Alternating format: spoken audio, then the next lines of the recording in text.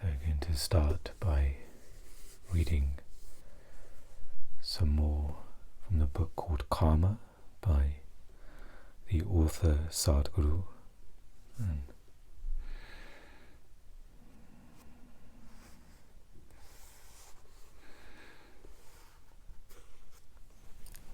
you've reached a passage titled Kula Vedana, the weight of collective karma. Not sure how that's pronounced, but let's go with that. And again, I'll just be reading not selected, but just excerpts of this section and this book, and again invite those who would like to read more to purchase and support the author. And of course there's much content of the book that I won't be reading in these recordings.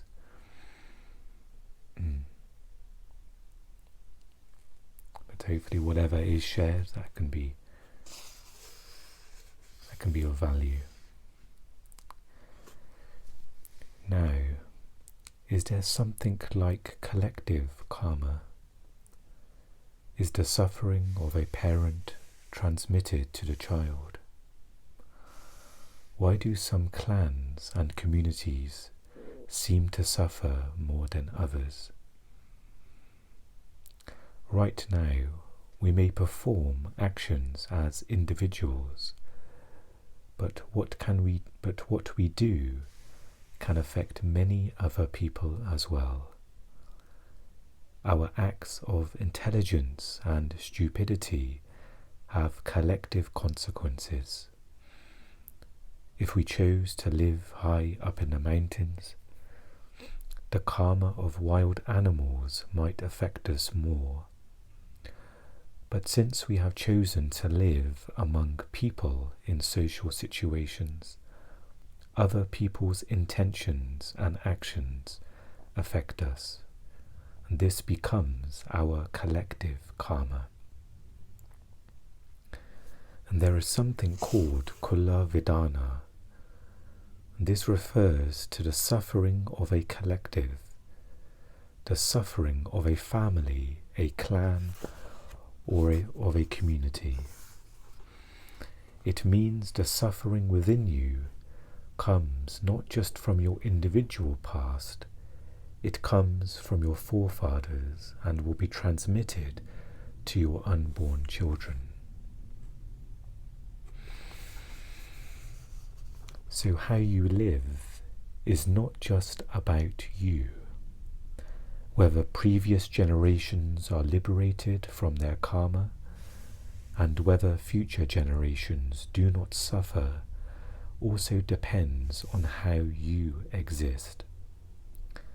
The kind of grace you are fortunate enough to receive in your lifetime can also affect the lives of those before and after you.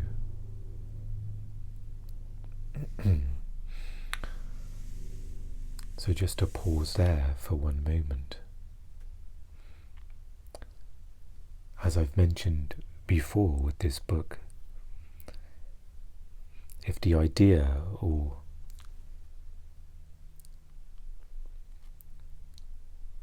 if this affects the mind, what is being shared here about collective karma and how we can affect previous generations and those to come. If that is becoming heavy in the mind, then I invite you to drop what is being said for the moment and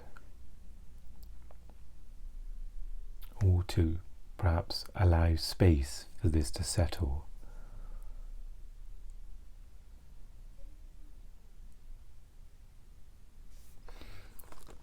If you go to a movie as a viewer, you may enjoy the entertainment.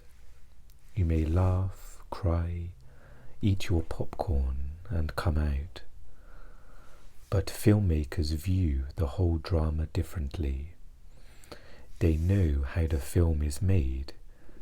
They know the craft behind it. A mere moviegoer will never understand how the film was created.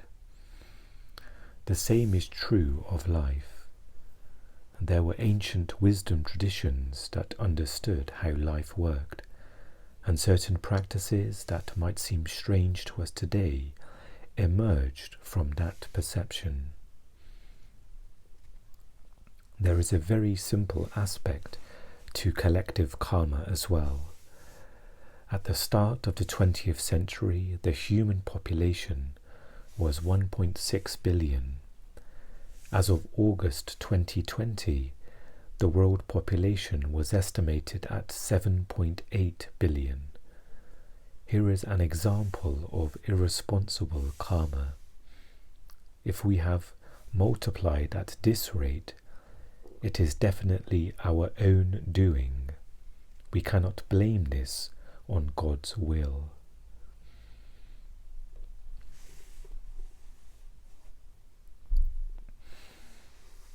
I often relate an anecdote about the time I went to an international conference on poverty. As statistics were being shared about the millions of children who die every year without nourishment, one participant stood up and said, "But isn't all this divine will?" I said, "Yes. If somebody else is starving to death, of course it must be divine will. If someone else's children are dying of malnutrition, it must be a divine plan. But if you are starving, you will have your own plan, won't you?" Unfortunately, we have twisted basic aspects of life around to suit our own distorted, self-serving logic. In the name of divinity, we have taken away even the humanity from human beings. There has been too much talk about divinity in this world. You don't have to talk about the divine. If you allow your humanity to overflow, the divine will happen. It has to happen. The aim should be to make yourself in such a way that you enslave the divine, not the other way round. Karma means action. Whose action? My action. Whose responsibility? My responsibility. If you understand this simple formulation, karma will fall into place.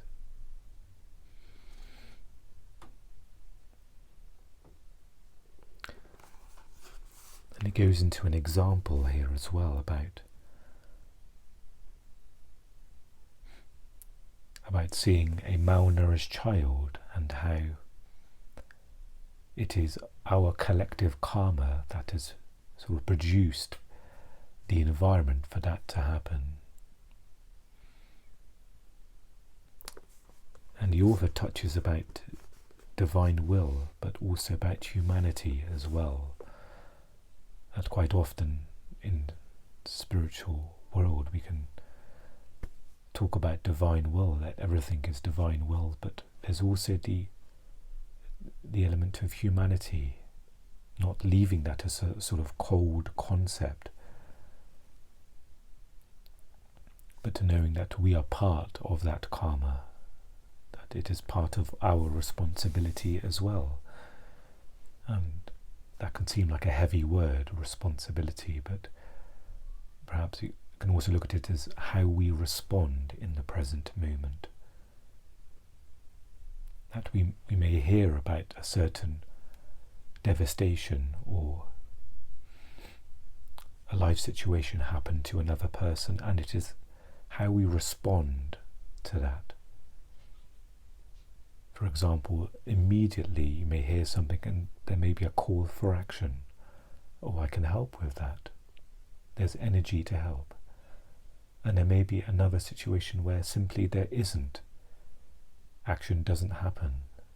You're connected to the present moment and there is nothing to be done. But it is ensuring that we take responsibility. We're acting from a place of connection. We are responding from a place of connection. When there is unconsciousness, then there is reaction. When you are connected to source, connected to the present moment, then you are always responding. And so I'm guessing in this conference, he's reminding of this person of their humanity.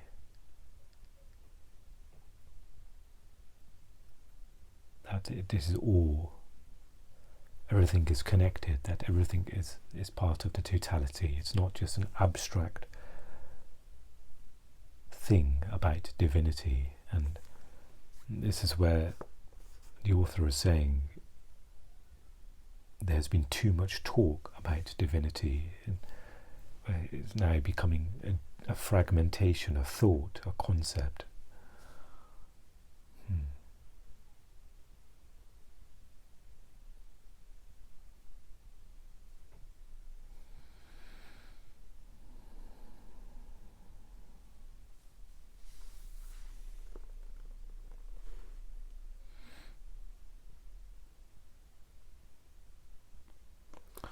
When each of us realizes the enormous consequences of our volition, thoughts and actions, it could be the dawn of a great possibility, a conscious planet.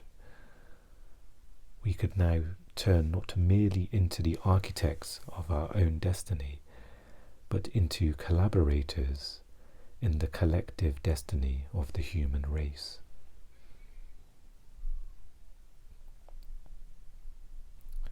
And when I was reading the words there of a conscious planet, of course I was thinking of Eckhart's title of his book, A New Earth.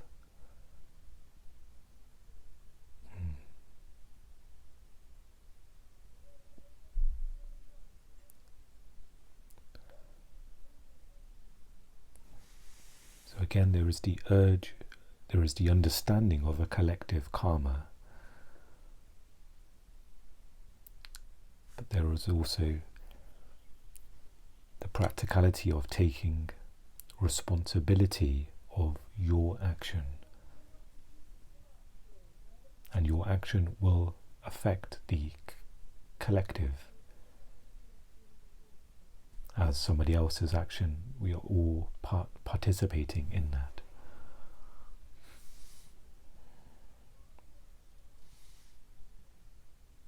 And so if you understand this simple formulation, that it's my action, my responsibility, it's my response, then karma will fall into place. That no complex theory is necessary.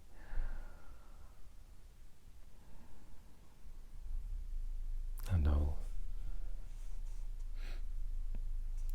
go on to read this as he quotes saying, "The way I am right now is of my making. The way I will be tomorrow will also be of my making. And this is karma, and this is the most dynamic way to exist." So again, it's coming back to that fundamental present moment, that connectedness, that conscious response.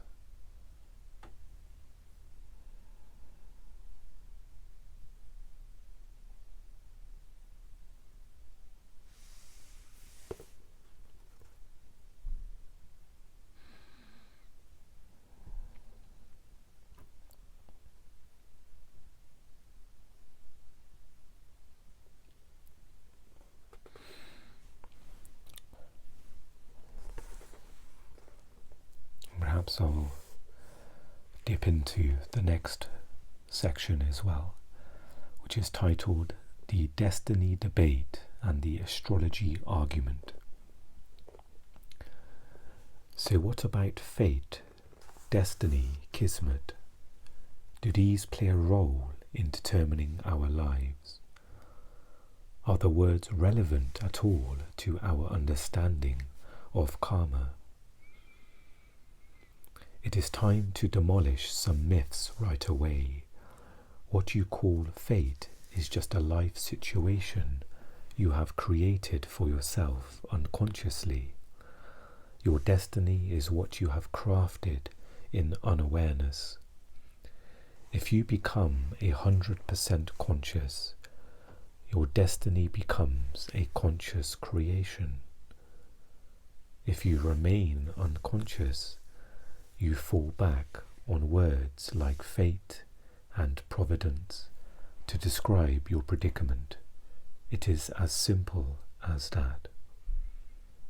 For every action that we perform, there is a consequence. Whether the consequence bears fruit today or tomorrow or 10 years later is irrelevant. The point is that it always bears fruit one way or another. So, some deeds you performed unconsciously many years ago may have their consequences today. You may choose to call it fate, but you could just as well call it your karma, your responsibility.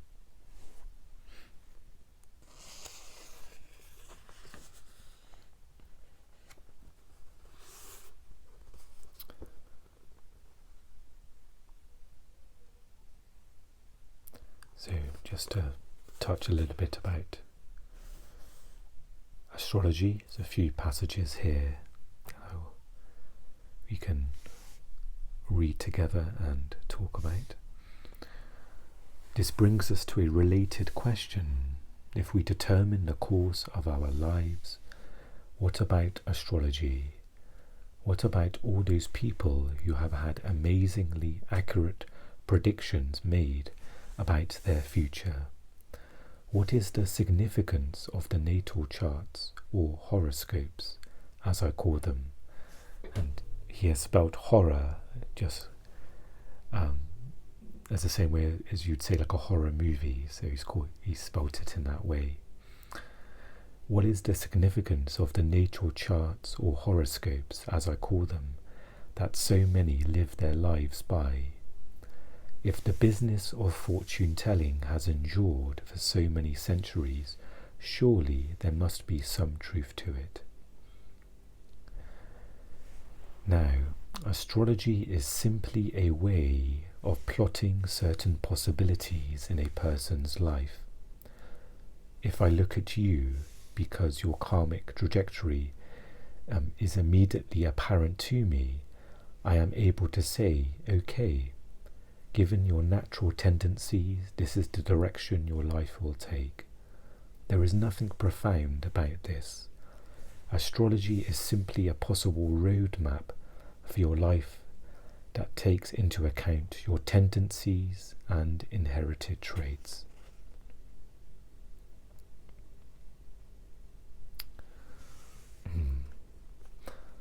And there's an example given here that I won't read word for word, but it's just talking about in perhaps earlier days when sailing, that we'd be sort of at the fate of the winds. If the winds were blowing east, we would go east. But in today's age, it's said here that we were self-propelled.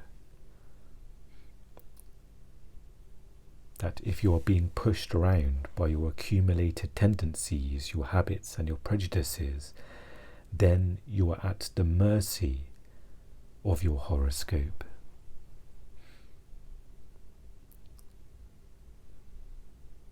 So you're saying here that the understanding of things like horoscopes, it's an unfortunate state of affairs that people are living blindly to in almost a script, versus the sort of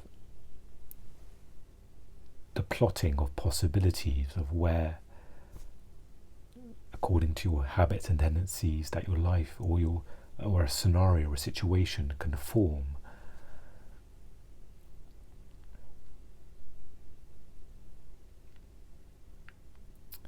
So you're saying, but the aim of your spiritual practice was always to write one's own destiny, not allow it to be written by one's inherited predispositions and vasanas.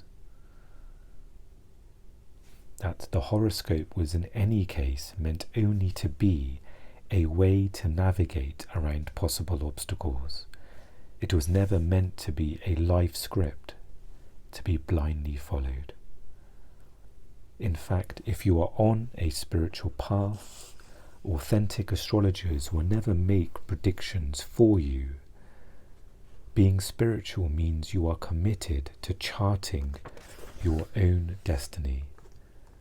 When you are on such a path, what you are essentially saying to the world is, I am not wind-blown, I am self-propelled.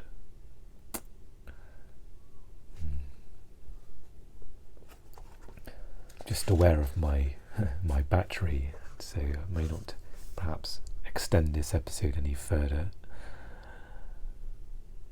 But again, it's just a simple understanding there about, you're often talking about horoscopes and astrology, that being spiritual means that you are charting your own destiny, that there are tools that can give us perhaps a potential forecast of things, as he said here, things to avoid perhaps, but that we are not blindly following these things and just saying, okay, these are my habits and tendencies, so this is what I have to deal with, this is what is going to happen. But there's always the possibility to take responsibility, to respond to things. We are in this sort of dynamic existence of now that we are creating, we are interacting with, that nothing is almost stale in that way, that karma is dynamic, is what was written in this passage. And if you are unconscious, then you are at the fate of your habits and tendencies, and you can label that as fate or destiny, or you can have a conscious unfolding destiny of responding to this moment.